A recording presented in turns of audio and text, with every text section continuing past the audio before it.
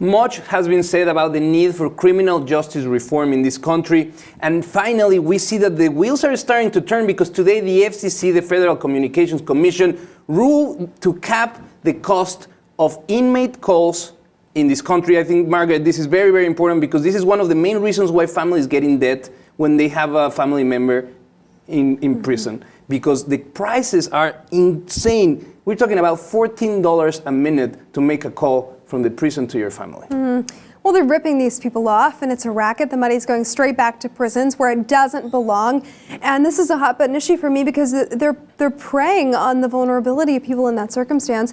And let's not forget they are prisoners. They're in prison for a reason. But at the same time, you know, the type of, what is that word called, where you skim off the top of something that you're really taking advantage of a situation. That's exactly what they're doing here. Is though the private prison industry wasn't making enough money, they also have to scam calls like this and get kickbacks. That's the word I'm looking for. Exactly. They're doing a kickback. I mean, here's the situation. There's two sides of the story. First, let's talk about the activists that think that the more contact these prisoners have with their family, the less the recidivism that happens with these prisoners once they get out of jail.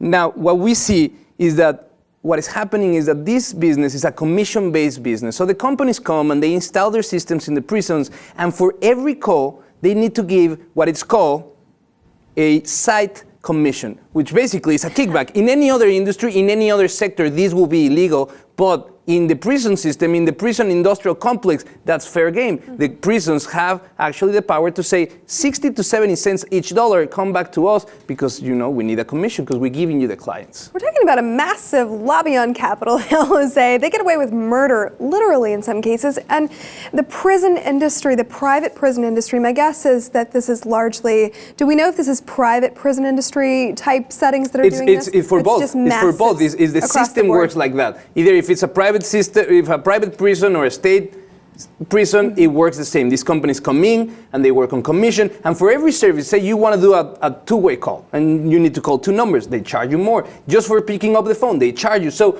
we see that it's a predatory way. But now the good news is now all the local and long distance calls are going to cap at 11 cents a minute, which is a very sensible price. Now, the other side of the equation, the sheriff associations are saying, wait a minute, yes, you're going to raise the volume of calls, and it's going to be great because they're going to be in touch. But what about those who are trying to get in touch with people outside to commit more crime and to organize crime? We need to monitor that, and that costs money. And so that's part of the cost of the calls. So mainly what the sheriffs are saying, and also the industry leaders of this prison call industry, they're saying, wait a minute, you're missing the point. We are not getting most of the profit. The kickbacks, this side commission is a real problem. You should be looking at that and prohibit the states from doing it. Currently, only 5 states in the country actually forbids the side commissions. It's a start. Hopefully we can do a federal law that eventually phases out this, but at the same time I think there's a point where the more volume of calls, the more you have to keep tabs on these prisoners. My.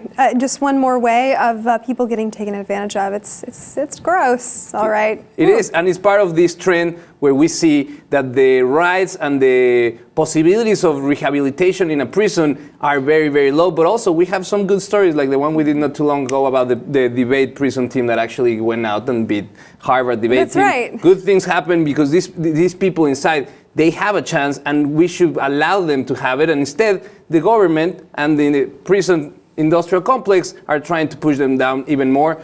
But we want to know your opinion on this matter. Please share it below in the comment section, and if you haven't, please subscribe to the Lib TV.